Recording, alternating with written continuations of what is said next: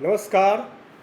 मैं अजय कुमार अलंकार, सेवानिवृत्त अपर निबंधक सहयोग समितियां बिहार पटना, आपके सामने यूट्यूब के सहकार चैनल के इस अंक में उपस्थित हूँ। विगत अंक में मैंने सहकारी समितियों के, खासकर प्राथमिक सहकारी समितियों के नामांकन की संवीक्षा पर विस्तृत प्रकाश डाला था। इस अंक में मैं सहकारी समितियों, खासकर प्राथमिक सहकारी समितियों के निर्वाचन की विभिन्न प्रक्रियाओं पर आपसे संक्षेप में वार्ता करूँगा। मैंने आपको पहले भी स्पष्ट किया था कि सहकारी समितियों के निर्वाचन से संबंधित विभिन्न प्रक्रियाओं की चर्चा निर्वाचन पदाधिकारी की हस्तपुस्तिका में है, जिसका आप अवलोकन कर लें और उसी के अनुरूप अपना निर्णय लें। मैं आपकी याददाश्त के लिए, आपकी सूचना के लिए कुछ तथ्यों की चर्चा कर लेता हूं, लेकिन अंत में मान्य वही है जो बिहार राज्य निर्वाचन पदाधिकारी द्वारा निर्गत निर्वाचन की पदाधिकारी की हस्तपुस्तिका में वर्णित है। चर्चा आरंभ करने से पहले मैं सबसे पहले एक बात आपको बता देना चाहूँगा कि बिहार राज्य निर्वाचन पदाधिकारी ने विभिन्न स्तर की सहकारी समितियों के लिए अध्यक्ष और कार्यकारिणी के सदस्यों के निर्वाचन व्यय की अधिसीमा निर्धारित की है। प्राथमिक कृषि सहकारी साख समितियों, प्राथमिक सहकारी समितियों जिसमें पैक्स भी शामिल है कि अध्यक्ष पद के निर्वाचन व्यय की अधिसीमा 20,000 रुपये है और कार्यकारिणी के सदस्यों के लिए निर्वाचन की अधिसीमा 10,000 रुपये है। एक अन्य बात की मैं आपसे चर्चा करना चाहूँगा वह यह है कि बिहार राज्य निर्वाचन प्राधिकार ने सभी सहकारी समितियों, जो प्राथमिक सहकारी समितियों और पैक्स के चुनाव पर भी लागू होता है, निर्वाचन पर्यवेक्षक की नियुक्ति की व्यवस्था की है और इस संबंध में विस्तृत दिशा निर्देश बिहार राज्य निर्वाचन प्राधिकार के द्वारा दिया गया है। इसका भी उल्लेख बिहार जो निर्वाचन पदाधिकारी की हस्तपुस्तिका में है उसमें किया गया है, अध्याय 24 में किया गया है। और जो बिहार राज्य निर्वाचन प्राधिकार का पत्रांक 1779 दिनांक 9/11/2019 है, जो पत्रांक 1779 9/11/2019 जो विगत पैक्स चुनाव के समय निर्गत किया गया था, वह इस समय भी जारी है और इसको बिहार निर्वाचन पदाधिकारी की हस्तपुस्तिका के परिशिष्ट में शामिल किया गया है। पर्यवेक्षक महोदय की गहन जिम्मेवारी है, किस तरह से नियुक्ति होगी इसकी चर्चा की गई है और क्या क्या कार्य करना है यह भी है। उसको हर प्रक्रिया पर नज़र रखना है, मतदान दल के गठन से लेकर प्रशिक्षण से लेकर मतदान केंद्र पर, फिर मतगणना पर, फिर सभी का प्रतिवेदन देना है। मुख्य से उन्हें 3 प्रतिवेदन देना है। पहला प्रतिवेदन जो होगा वो पहले प्रतिवेदन में उनका नामांकन से प्रतीक आवंटन तक का उल्लेख रहेगा और द्वितीय प्रतिवेदन होगा जो उनका मतदान समाप्त होने की स्थिति में रहेगा और तृतीय प्रतिवेदन उनके द्वारा मतगणना की समाप्ति के बाद समर्पित किया जाएगा, जिसमें विभिन्न बिंदुओं की चर्चा रहेगी कि ताकि यह स्पष्ट हो सके कि निर्वाचन स्वच्छ, पारदर्शी ढंग से और नियमों के अनुकूल संपन्न हुआ कि नहीं। इसी तरह मैं आदर्श आचार संहिता के बारे में भी थोड़ी सी चर्चा कर देना चाहूँगा। आदर्श आचार संहिता का उल्लेख भी निर्वाचन पदाधिकारी की हस्तपुस्तिका में किया गया है। उसमें बहुत विस्तृत रूप में आदर्श आचार संहिता की चर्चा की गई है। हस्तपुस्तिका के पृष्ठ 134 से 142 तक है। जो संबंधित पदाधिकारी हैं आदर्श आचार संहिता के बारे में परीक्षा करते हैं तो उनको मैं सलाह देना चाहूँगा कि जो बिहार राज्य निर्वाचन प्राधिकार द्वारा निर्गत निर्वाचन पदाधिकारी की हस्तपुस्तिका है उसके पृष्ठ 134 से 122 तक का अवलोकन कर लें, ताकि उन्हें इस संबंध में उनकी समस्याओं का, उनकी जिज्ञासा का समाधान हो सके। क्योंकि निर्वाचन प्राथमिक सहकारी समिति अपनी या किसी अन्य सहकारी समिति के निर्वाचन में भी आचार संहिता लागू की जाती है और यह निर्वाचन की अधिसूचना निर्गत होने के साथ लागू हो जाती है। थोड़ी सी चर्चा मैं मतगणना केंद्र के निर्धारण के बारे में भी कर लूँगा। मतगणना केंद्र के निर्धारण के बारे में प्राधिकार का जो पत्रांक है 1486 दिनांक 4/9/2024 उसमें विस्तृत दिशा निर्देश दिए गए हैं जिनका अनुपालन करने की ज़रूरत है। यह चर्चा की गई है कि मतदान केंद्र किसी पंचायत के में अवस्थित पैक्स के भवन में ही होंगे, बशर्ते वह पैक्स के किसी पदधारक द्वारा उस भवन का निर्माण पैक्स के किसी पदधारक द्वारा दी गई लीज की भूमि पर नहीं हुआ हो, या संबंधित पैक्स के जो अध्यक्ष हैं या जो और प्रबंधक हैं उनके घर से कम 200 मीटर की उसकी दूरी हो। दूसरी बात की यह चर्चा की गई है कि कभी कभी किसी पैक्स में 2 से अधिक गोदाम होते हैं, तो उसमें जो नवनिर्मित गोदाम है और जो बड़ा गोदाम है उसी में मतदान केंद्र स्थित होगा, बशर्ते जो शर्त है कि वह लीज पर नहीं दिया गया हो, किसी पदधारक द्वारा और प्रबंधक और अध्यक्ष के घर से 200 मीटर की दूरी पर हो, यह नियम लागू होता है। और यदि यह उपलब्धता नहीं हो या कोई इसमें समस्या हो तो किसी सरकारी भवन में पंचायत भवन, विद्यालय, आंगनबाड़ी केंद्र मतदान केंद्र स्थापित किया जा सकेगा। और मतदान केंद्र स्थापना में सामान्यतः 2 सिद्धांत है कि पहले मतदाताओं की सुविधा और दूसरा विधि व्यवस्था के संधारण की स्थिति स्पष्ट कर दी गई है उस पत्र में। उस पत्र का अवलोकन करने की जरूरत है मतदान केंद्र के निर्धारण के संबंध में, और उस पर मतदान केंद्र पर किस तरह से क्रम संख्या चढ़ेगा, अंकित होगा, इसकी भी चर्चा उस पत्र में की गई है। अब मैं फिर वापस लौटता हूँ नामांकन की समीक्षा के बाद के संदर्भ में। नामांकन की समीक्षा के बाद प्रपत्र E3 में वैध और स्वीकृत अभ्यर्थियों की सूची जो निर्वाचन पदाधिकारी का कार्यालय है के सूचना पट पर और संबंधित समिति के सूचना पट पर निश्चित रूप से उसको प्रकाशित किया जाना है। प्रपत्र E3 में प्रकाशित किया जाना चाहिए ताकि लोगों को जानकारी मिल सके कि वैध नामांकन किनका किनका हुआ है, कौन कौन अभ्यर्थी हैं जो वैध हैं। इसके बाद वैध नामांकन सूची के प्रकाशन के बाद एक अन्य प्रक्रिया है नामांकन वापसी का। प्रपत्र E4 में कोई भी अभ्यर्थी यदि नामांकन वापस लेना चाहते हैं तो प्रपत्र E4 में वे उपस्थित होंगे निर्वाचन पदाधिकारी के समक्ष व्यक्तिगत रूप से और अपना नामांकन वापसी का आवेदन दाखिल करेंगे और निर्वाचन अधिकारी द्वारा इसकी पावती दी जाएगी। एक बार वे जब नामांकन वापसी का आवेदन दाखिल करते हैं तो उनका नामांकन वापस माना जाएगा, फिर कोई अन्यथा दावा नहीं कर सकते हैं। और उनके द्वारा नामांकन वापसी की सूचना प्रपत्र E5 में प्रकाशित की जाएगी कि किन व्यक्तियों द्वारा नामांकन वापसी लिया गया है। प्रपत्र E5 में निर्वाचन पदाधिकारी के कार्यालय में इसको प्रकाशित किया जाएगा। अब नामांकन वापसी के बाद प्रपत्र E6 में निर्वाचन लड़ने हेतु वैध विधिमान्य अभ्यर्थियों की सूची का प्रकाशन किया जाएगा। प्रपत्र E6 में निर्वाचन लड़ने हेतु विधिमान्य अभ्यर्थियों की सूची का प्रकाशन किया जाएगा। इसका प्रकाशन उनके पूरा नाम, टाइटल सहित, आरक्षित कोटि सहित, फिर महिला और पुरुष का भी उल्लेख हो, देवनागरी लिपि के हिंदी वर्णाक्रम में तैयार किया जाएगा। इसमें क्रमांक के अनुसार प्रतीक का आवंटन होगा। जो उनका क्रमांक है E6 में उसी के अनुसार उनको प्रतीक का आवंटन किया जाएगा। अब कभी कभी हो सकता है कि एक ही नाम के 2 अभ्यर्थी हों, तो प्रपत्र E7 में अभ्यर्थियों के नाम समान रहने पर उनकी पहचान से संबंधित सूचना का प्रकाशन किया जाएगा। और प्रपत्र E6 में जो वैध नाम प्रपत्र E6 में जो अभ्यर्थियों की विधिमान्य सूची का प्रकाशन किया गया है उसी में प्रतीक आवंटन भी किया जाना है। और प्रतीक आवंटन में विशेष सावधानी रखना है क्योंकि इसी प्रतीक आवंटन के आधार पर आपका मतपत्र का मुद्रण होगा और इलेक्शन का कार्यक्रम आगे बढ़ेगा।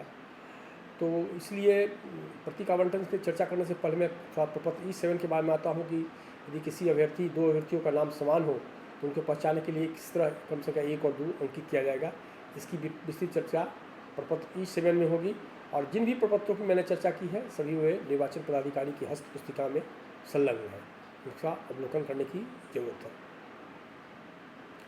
अब मैं प्रतीक चिन्ह के अंकन पर वापस लौटता हूँ। प्रतीक चिन्ह का अंकन के लिए भी दिशा निर्देश दिया गया है और निर्वाचन पदाधिकारी की हस्त पुस्तिका में विभिन्न पदों के लिए अलग अलग प्रतीक चिन्ह आवंटित करने की बात है। अध्यक्ष पद के लिए अलग से प्रतीक चिन्ह की सूची दी गई है। इसी तरह से जब पैक्स में कार्यकारिणी के सदस्य हैं तो आरक्षण की कोटि के अनुसार उनके लिए दिया गया है। जो पिछड़ा वर्ग है उनके लिए अलग है। प्रतीक चिन्ह आवंटित किया जाने के लिए सूची दी गई है। जो अति पिछड़ा वर्ग है उनके लिए अलग और सामान्य कोटि के लिए अलग प्रतीक चिन्ह आवंटित किया गया है, उनकी सूची दी गई है, वो किताब में उसका जिक्र किया गया है।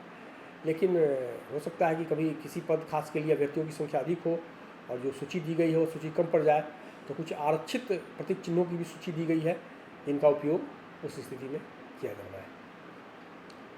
अब प्रतीक चिन्ह जो आवंटन की बात है, उसमें एक चीज़ निर्वाचन पदाधिकारी को विशेष रूप से ध्यान रखने की ज़रूरत है कि नामों के अनुसार और क्रमांक के अनुसार ही प्रतीक चिन्ह का आवंटन हो। मान लीजिए कि E6 में अभ्यर्थी का क्रमांक 1 है, तो उनको जो हस्तपुस्तिका में क्रमांक 1 का प्रतीक चिन्ह है वही आवंटित हुआ।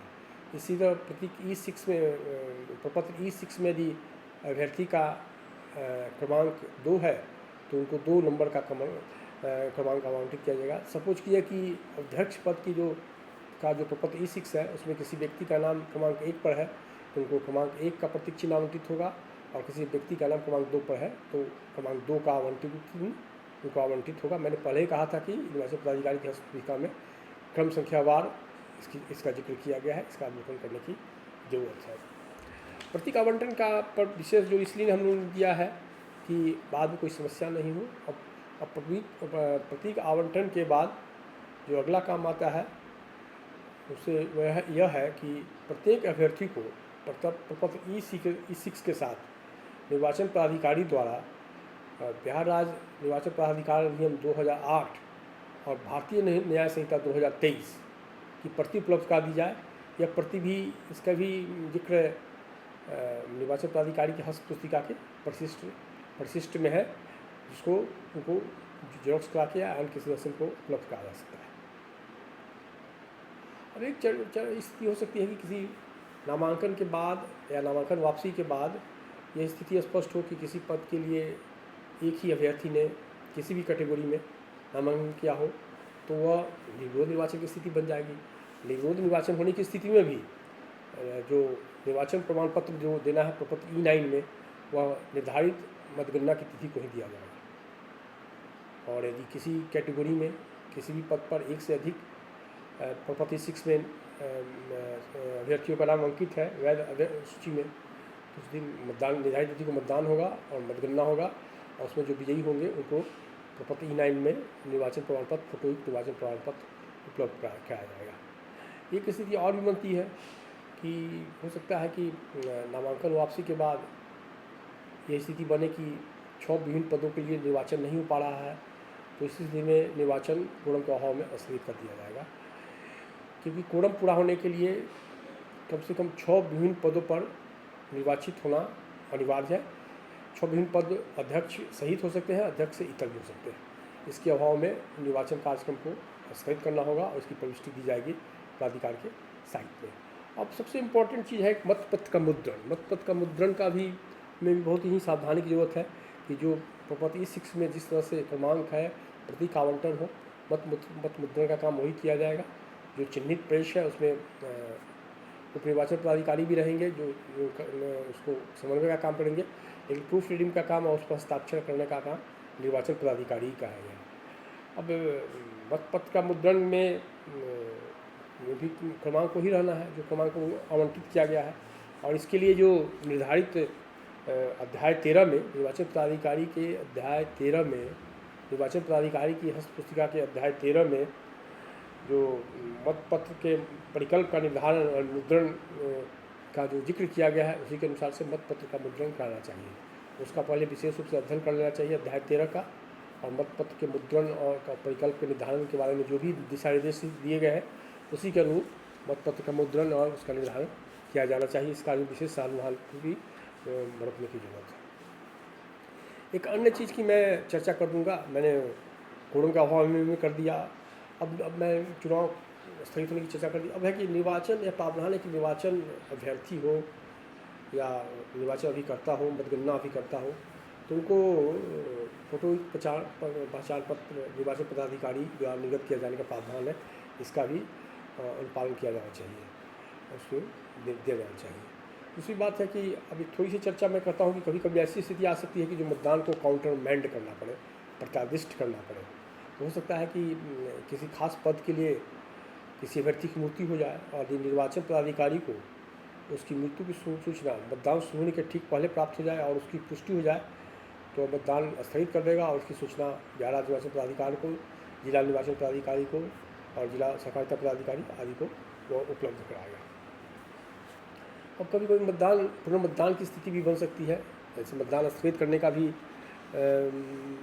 स्थिति उत्पन्न हो सकती है। तो मतदान स्थगन करने का काम के बारे में भी जो हस्त पुस्तिका है निर्वाचन पदाधिकारी की हस्त पुस्तिका कि किस परिस्थिति में मतदान स्थगित होगा, उसके अध्याय 20 में विशेष चर्चा की गई है, उसका अवलोकन करना चाहिए, उसी के अनुसार निर्णय लेना चाहिए। पीठासीन पदाधिकारी हो सकता है कि प्राकृतिक आपदा आ जाए, बाढ़ आ जाए, अतिवृष्टि हो या कोई स्थिति हो, या फिर लॉ एंड ऑर्डर की स्थिति उत्पन्न हो जाए, हिंसा हो जाए, या फिर हो जाए कि आवश्यक मतदान सामग्री ही बूथ पर विनष्ट हो जाए, जिसमें मतपत्र है या जो सूची है चिन्हित मतदाताओं की सूची है या तो उस स्थिति में बनती है, या फिर है कि है कहीं बलात् कब्जा की स्थिति हो जाए। तो सभी स्थितियों की विस्तृत चर्चा की गई है। मतदान पदाधिकारी निर्वाचन पदाधिकारी को सूचना देगा और उसके आलोक में मतदान को स्थगित करना। मतदान का काउंटरमैंड होना और मतदान का स्थगित होना दोनों दो चीज़ है, इस पर ध्यान देने की ज़रूरत है। लेकिन उस पर जो विस्तृत दिशा निर्देश दिए गए हैं हस्त पुस्तिका के अध्याय 20 पे पुनर्मतदान के संबंध में, उसका अवलोकन करना चाहिए। अब इसमें थोड़ी सी मतगणना की भी चर्चा कर लें। मतगणना के संदर्भ में मतगणना अनुदेश है, बिहार राज्य निर्वाचन पदाधिकारी द्वारा निर्गत है, वह बहुत ही विस्तृत है, उस पर अधिक समीक्षा की जरूरत नहीं है, उसका अवलोकन करने की जरूरत है, उसके अनुसार मतगणना कर्मियों को प्रशिक्षित करने की जरूरत है। उसमें उन सारी स्थितियों की कल्पना की गई है जिसके हिसाब से मतगणना करना है, या जो संदेहास्पद मतपत्रों की गिनती करना है या उनको रिजेक्ट करना है, तो उसका भी एक बार अवलोकन होना चाहिए मतगणना का। और मतगणना के बाद जो सभी अभ्यर्थी हैं सविरोध है निर्विरोध, उनको प्रपत्र E9 में फोटो पहचान पत्र मिलेगा और प्रपत्र E18 में निर्विरोध या सविरोध निर्वाचन करने वाले सभी अभ्यर्थियों की सूची प्रपत्र E18 में बिहार राज्य निर्वाचन प्राधिकार के साइट पर अंकित होगा और उसकी एक प्रति संबंधित लोगों को, जिला सहकारिता पदाधिकारी को, बैंक को निर्वाचन पदाधिकारी द्वारा उपलब्ध किया जाएगा। और मतगणना समाप्त होने के बाद निर्वाचन पदाधिकारी द्वारा जो बैलेट पेपर हैं या अन्य अभिलेख हैं उनको सीलबंद किया जाएगा मुहर में और उसको एक स्टील के टंक में रखा जाएगा, जिसमें 2 ताले होंगे। एक ताले की चाबी जिला सहकारिता पदाधिकारी के पास होगी और दूसरे की चाबी जिला निर्वाचन पदाधिकारी को होगी और उसको जिला निर्वाचन पदाधिकारी के आदेशानुसार सुरक्षित अभिरक्षा में रखा जाएगा ताकि सक्षम न्यायालय के आदेश पर उसे वह उपलब्ध कराया जा सके, उसको खोला जा सके। अंत में एक काम जो बढ़ जाता है निर्वाचन पदाधिकारी का वह है कि जिस मतदाता सूची के आधार पर मतदान का काम संपन्न हुआ है, उस मतदाता सूची को के प्रत्येक पृष्ठ पर पुनः साइन करके हस्ताक्षर, तिथि और मुहर देकर उसको बिहार राज्य निर्वाचन के प्राधिकार की वेबसाइट पर अपलोड कर दें ताकि निर्वाचन का कार्य संपन्न माना जाए। संक्षिप्त में मैंने आपको समीक्षा के बाद की प्रक्रिया की जानकारी दी। एक बार मैंने फिर आपको बताया कि सारी चीज़ें बिहार निर्वाचन प्राधिकार द्वारा निर्गत निर्वाचन पदाधिकारी की हस्त पुस्तिका में है, उसका ठीक से अवलोकन करने की ज़रूरत है। और मतगणना अनुदेश तो बहुत ही बेहतरीन ढंग से बनाया गया है, तो मैं उम्मीद करता हूँ कि यह जानकारी आपको उपयोगी होगी। और जैसा कि मैंने पिछले अंक में बताया था, मैं अब जो सहकारी समिति अधिनियम है या नियमावली है विभिन्न तरह के, उनके बारे में थोड़ी सी परिचर्चा करूँगा। और मैं अगले अंक से इसकी शुरुआत कर रहा हूँ। अगले अंक में मैं सर्वप्रथम बिहार सहकारी समिति अधिनियम 1935 जो समय समय पर संशोधित हो रहे हैं उनके विभिन्न प्रावधानों की चर्चा आपसे करूँगा ताकि आपको इस संबंध में विमर्श करने का और जानकारी प्राप्त करने का मौका मिल सके। धन्यवाद। मैं आपसे इस अंक में विदा लेता हूँ इस अनुरोध के साथ कि आप मेरे चैनल को शेयर करें, सब्सक्राइब करें और लाइक करें। फिर मिलेंगे अगले अंक में, तब तक के लिए विदा। धन्यवाद।